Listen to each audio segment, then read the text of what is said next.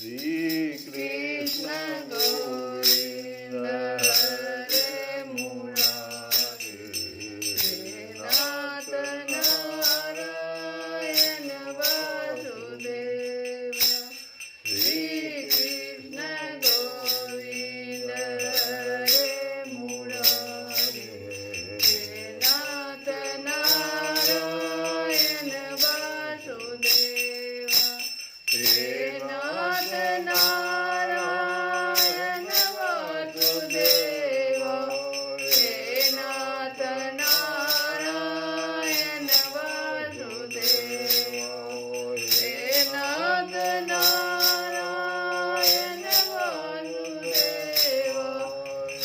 Nath Narayana Vasudeva Shri Krishna Govinda Hare Murari Nath Narayana Vasudeva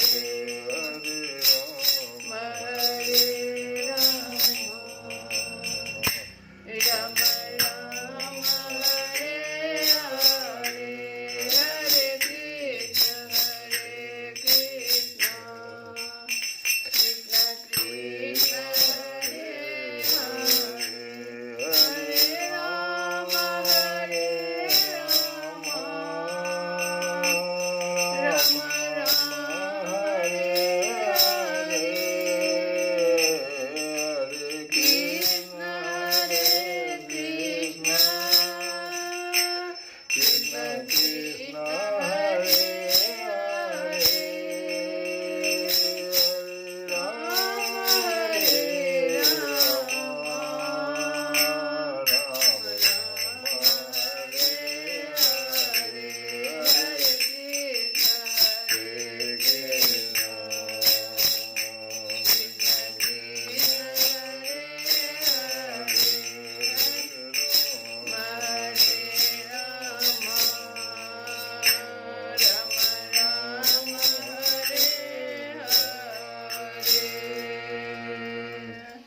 कथा प्रारंभ सुनहु वीर हनुमान राम लखन सिय जानकी सदा करहु कल्याण। हम लोग जिस कथा को सुन रहे हैं उसमें भगवान अर्जुन से लोक संग्रह के हेतु का कर्तव्य कर्म करने की बात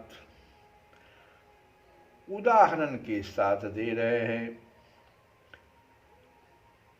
अब देखो, सबसे पहले तो जनक जी का उदाहरण दिया ही उन्होंने, अब अपना उदाहरण दे रहे हैं। कह के कहते हैं भगवान कि ये बताओ अर्जुन, हे पार्थ करते कहते हैं,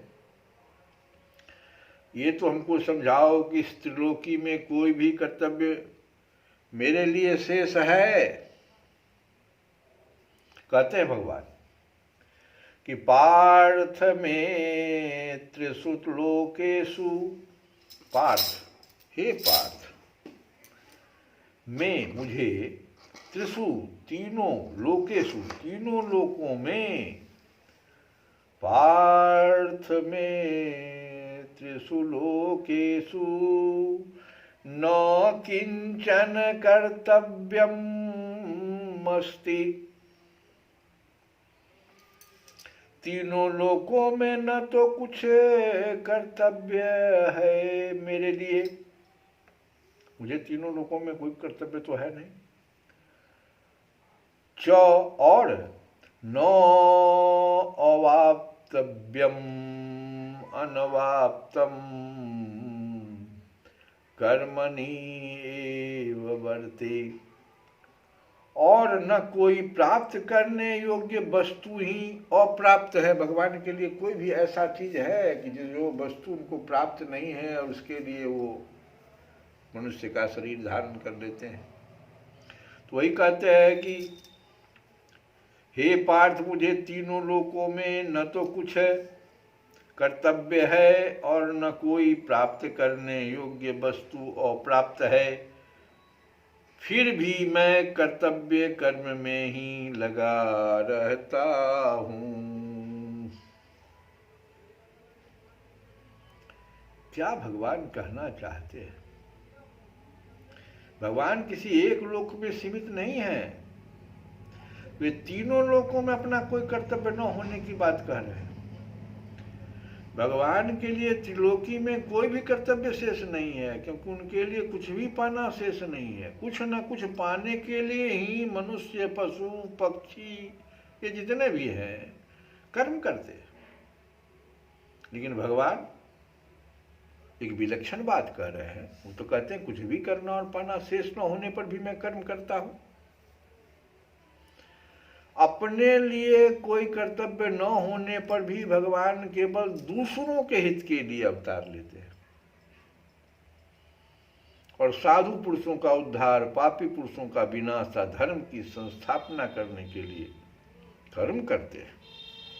भगवान कहते हैं आगे कि परित्राणाय साधूनां विनाशाय च दुष्कृतां धर्म संस्थापनार्थाय संभवामि युगे युगे संभवामि युगे युगे। रामचरितमानस में भी कहे हैं कि सुनु सुरेश रघुनाथ सुभाऊ निज अपराध रिसाई न काऊ जो अपराधु भगत कर करई राम रोष पावक सो जरई।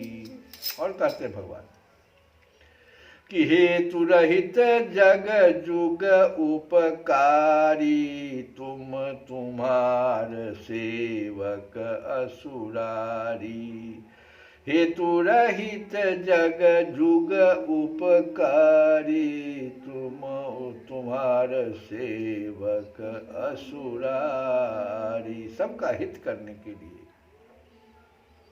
साधु पुरुष के भाव और क्रियाओं से में पशु पक्षी वृक्ष पर्वत मनुष्य देवता पितर ऋषि मुनि आदि सबका हित भरा रहता है। भगवान यही काम, देखो कुछ भी उनको कर्तव्य कर्म नहीं करना, कोई भी चीज प्राप्त नहीं करनी है। अवतार के सिवाय भगवान की सृष्टि रचना भी जीव मात्र के उद्धार के लिए ही होती है। स्वर्ग लोक पुण्य कर्मों का फल भुगताने के लिए है और 84 लाख योनियां एवं नरक पाप कर्मों का फल भुगताने के लिए। स्वर्ग लोक क्यों बना है? पुण्य कर्मों का फल प्राप्त करने के लिए, और 84 लाख योनियां और नरक पाप कर्मों का फल भोगने के लिए। मनुष्य योनि पुण्य और पाप दोनों से ऊंचे उठकर अपना कल्याण करने के लिए है। न पुण्य करना हमको न पाप करना, उससे ऊंचा उठना है। ऐसा तभी संभव है जब मनुष्य अपने लिए कुछ न करे। कुछ पुण्य करेगा तो फिर स्वर्ग मिल जाएगा, कुछ पाप करेगा तो नरक या 84 लाख योनि। नहीं, दोनों नहीं करना हमको, इससे ऊंचा उठना है। और यह संभव तभी है जब हम जो संपूर्ण कर्म, क्या स्थूल शरीर से होने वाली क्रिया, संपूर्ण कर्म क्या हुआ सो देखो। एक तो 3 वो शरीर हमारे पास है, तो स्थूल शरीर से जो हम क्रिया करते हैं, सूक्ष्म शरीर से होने वाला चिंतन, उसमें मन अंतःकरण सम्मिलित हो जाता है। स्थूल शरीर में अंतःकरण का उतना नहीं, लेकिन सूक्ष्म शरीर में अंतःकरण चिंतन करता है। अब चिंतन आप गलत कर लीजिए, चिंतन अच्छा कीजिए। तो सूक्ष्म शरीर से होने वाला चिंतन और कारण शरीर से होने वाली स्थिरता, क्या स्थिरता, केवल दूसरों के हित के लिए ही करें, अपने लिए नहीं। मेरा कोई भी काम करने का कारण यही है कि दूसरे का हित हो जाए, ये कारण शरीर, हमेशा कारण उसका यही रखें। परहित सरिस धर्म नहीं भाई, इसको ध्यान में रख करके अगर हम कर्म करें तो ये संपूर्ण कर्म हो जाता है। कारण कि जिनसे सब कर्म किए जाते हैं वे स्थूल, सूक्ष्म और कारण तीनों ही शरीर संसार के हैं। ये शरीर तीनों मिला कहाँ से? संसार से मिला हुआ है, अपना नहीं है। इसीलिए कर्म योगी शरीर, इंद्रियां, मन, बुद्धि, पदार्थ आदि संपूर्ण सामग्री को, जो वास्तव में संसार को ही है, संसार से ही है, संसार को ही मानता है और उसे संसार की सेवा में लगाता है। जो कर्म योगी है, इसको संसार से आया है तो संसार में ही लगाएंगे। अगर मनुष्य संसार की वस्तु को संसार की सेवा में न लगाकर अपने सुख भोग में लगाता है तो बड़ी भारी भूल यहीं से हो जाती है। संसार की वस्तु को अपनी मान लेने से ही फल की इच्छा होती है और फल प्राप्ति के लिए कर्म हो जाता है। इस तरह जब तक मनुष्य कुछ पाने की इच्छा से कर्म करता है तब तक उसके लिए कर्तव्य अर्थात करना शेष रह जाता है। तो करते रहिए करते रहिए, कभी तो पूरा होगा ही नहीं, कभी कामना तो पूरा होगा नहीं। तो गंभीरता पूर्वक विचार किया जाए तो मालूम होता है कि मनुष्य मात्र का अपने लिए कोई कर्तव्य है ही नहीं। कारण कि जो प्रापणीय वस्तु है, प्रापणीय वस्तु क्या है? परमात्मा तत्व, वो हमको नित्य प्राप्त है। आत्मा हमारा नित्य प्राप्त है और स्वयं भी नित्य है, स्वयं का स्वरूप भी नित्य है। जबकि कर्म और कर्म फल अनित्य अर्थात उत्पन्न एवं नष्ट होने वाला है। तो अनित्य जो कर्म और फल हुआ का संबंध नित्य के साथ अगर हम कर दें, हो ही कैसे सकता है? तो हो नहीं सकता है। कर्म का संबंध शरीर और संसार से है, स्व से नहीं है। कर्म सदैव पर के द्वारा और पर के लिए ही होता है, इसलिए अपने लिए कुछ करना है ही नहीं। जब मनुष्य मात्र के लिए कोई कर्तव्य नहीं है तो भगवान के लिए कोई कर्तव्य हो ही कैसे सकता है? जब मनुष्य के लिए कर्तव्य नहीं है तो भगवान ही तो कहते हैं कि मुझे लिए, मेरे लिए तो कोई कर्तव्य है ही नहीं, अन्य कुछ मुझे प्राप्त करना है। कर्मयोग से सिद्ध हुए महापुरुष के लिए भगवान ने इसी अध्याय के 17वें 18वें श्लोक में कहा है कि उस महापुरुष के लिए कोई कर्तव्य नहीं है, क्योंकि उसकी रति, तृप्ति और संतुष्टि अपने आप में ही होती है। अब है क्या कि भगवान कहते हैं कि हम देखो, मैं उत्साह एवं तत्परता से आलस्य रहित होकर सावधानी पूर्वक सांगोपांग कर्तव्यों को करता रहता हूं। भगवान कहते हैं कर्मों का न त्याग करता हो न उपेक्षा करता हो। जैसे क्यों भगवान ऐसा करें? क्योंकि कहते हैं कि जैसे इंजन के पहियों के चलने से इंजन से जुड़े हुए डिब्बे भी चलते रहते हैं, ऐसे ही भगवान और संत महापुरुष जिनमें करने और पाने की इच्छा नहीं है, इंजन के समान कर्तव्य कर्म करते हैं, जिससे अन्य मनुष्य भी उन्हीं का अनुसरण करते हैं। अन्य मनुष्यों में करने और पाने की इच्छा रहती है। ये इच्छाएं निष्काम भावपूर्वक कर्तव्य कर्म करने से ही दूर होती है। यदि भगवान और संत महापुरुष कर्तव्य कर्म न करें तो दूसरे मनुष्य भी कर्तव्य कर्म नहीं करेंगे, जिससे उनमें प्रमाद, आलस्य आ जाएगा और वे अकर्तव्य करने लग जाएंगे। फिर उन मनुष्यों की इच्छाएं कैसे मिटेगी? इसीलिए संपूर्ण मनुष्यों के हित के लिए भगवान और संत महापुरुष के द्वारा स्वाभाविक ही कर्तव्य कर्म होते हैं।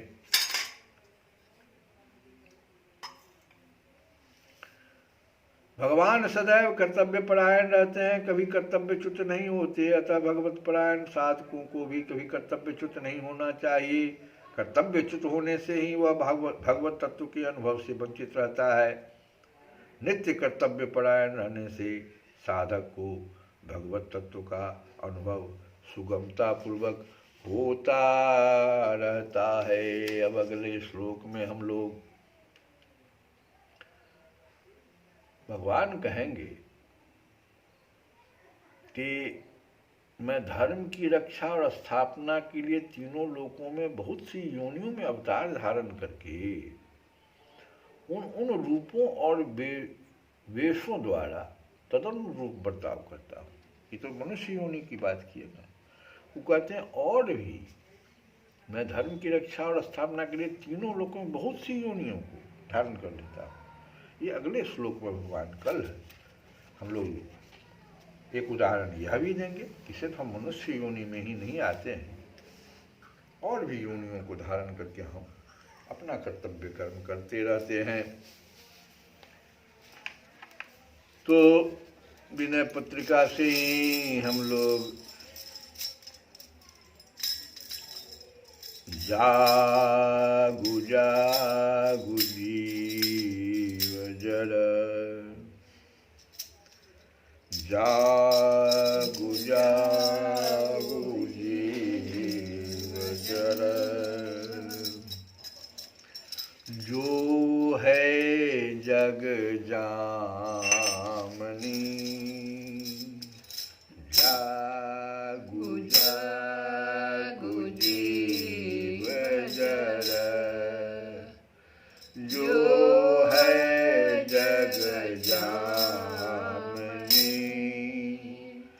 देह गेह नेह जानी, जैसे धन दामनी, जैसे घन दामनी। अरे मूर्ख जीव, जाग जाग, तुलसी बात कहते हैं कि रे मूर्ख जीव, जाग जागु जीव जरा, इस संसार रूपी रात्रि को देख, शरीर और घर कुटुंब के प्रेम को ऐसा क्षणभंगुर समझ, कि शरीर और घर कुटुंब के प्रेम को ऐसा क्षणभंगुर समझ, जैसे बादलों के बीच की बिजली, जानी जैसे घन दामिनी, घन दामिनी, बादल में जैसे बिजली चमकता घन दामिनी, ऐसा समझ क्षणभंगुर की तरह ये जो शरीर और घर कुटुंब के प्रेम है ना, क्षणभंगुर है।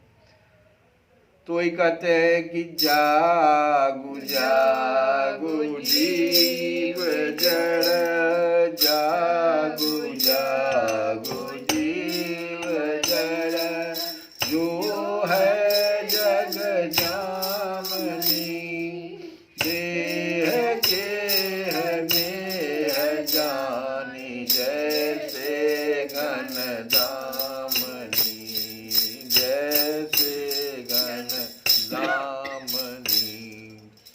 आगे कहते हैं सोबत सपने हूँ सहे, संसित संताप रे, उड़्यो मृगवारी खायो जेवरी को साप रे, जेवरी को साप रे, जेवरी को साप रे। कहते हैं जागने के समय ही नहीं, जागने के समय ही नहीं, तू सोते समय सपने में भी संसार के कष्ट ही सह रहा है। जागृत अवस्था में तो हमेशा कष्ट होता ही रहता है। सोबत सपने हूँ सहे, संसित संताप रे, तू सोते समय सपने में भी संसार के कष्ट ही सह रहा है। अरे तू भ्रम से मृग तृष्णा के जल में डूबा जा रहा है, और तुझे रस्सी का सर्प डस रहा है। जेवरी को साप रे, जेवरी को साप रे, कहे वेद बुध तू तो बूझ मन माही रे, कहे वेद बुध तू तो बूझ मन माही रे, दुख सपने के जागे पे जाई रे, अरे जागे पे जाई रे। कहते हैं वेद और विद्वान कहे वेद बुध है, बुध मतलब हुआ ज्ञानी विद्वान लोग, तो कहे वेद बुध है। वेद और विद्वान पुकार पुकार कर कह रहे हैं, क्या कह रहे हैं कि तू अपने मन में विचार कर समझ ले, तू तो बूझी मन माही रे। क्या विचार ले कि स्वप्न के सारे दुख और दोष वास्तव में जागने पर ही नष्ट होते हैं। दोष दुख सपने के जागे पे जाई रे, दोष दुख सपने के जागे पे जाई रे। तुलसी बाबा कहते हैं कि तुलसी जागते जाए तापती हूँ ताए रे, तुलसी जागते जाए तापती हूँ ताए रे। तीनों प्रकार का ताप, तापती हूँ, तीनों प्रकार का ताप। हे तुलसी, संसार के तीनों ताप अज्ञान रूपी निंद्रा से जगने पर ही नष्ट होते हैं, जागने पर ही नष्ट होते हैं। तुलसी जागते जाए, तुलसी जागते जाए तापती हूँ ताए रे, राम नाम शुचि रुचि सहज सुहाए रे, राम नाम रुचि शुचि, राम नाम शुचि रुचि सहज सुहाए रे। जागु जागु जीव जर जो है जग जामनी। कहते हैं तुलसी, संसार के तीनों ताप अज्ञान रूपी निंद्रा से जागने पर ही नष्ट होते हैं, और तभी श्री राम नाम में अहैतु की स्वाभाविक विशुद्ध प्रीति उत्पन्न होती है। श्री राम जय राम जय जय राम, श्री राम जय राम जय जय राम, श्री राम जय राम जय जय राम, श्री राम जय राम जय जय राम। श्री कृष्ण गोविंद हरे मुरारे, हे नाथ नाथ